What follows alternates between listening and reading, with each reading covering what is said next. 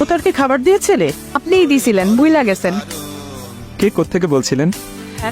শোন, তুমি মা ফোনটা করে ফেলে গিয়েছিস, তো ভালো মন হলে চলবে।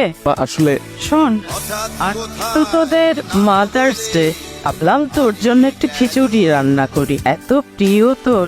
কিন্তু রান্নাঘরে গিয়ে দেখি একটুও মুগ ডাল নেই। তুই বাসায় আসার সময় 1 কেজি মুগ ডাল আর একটা ফার্মের মুরগি নিয়ে আসিস। আচ্ছা না, 2 কেজি আনিস, লেবু আনিস। আর আমার হাঁটুর ব্যথাটা এত বেড়েছে।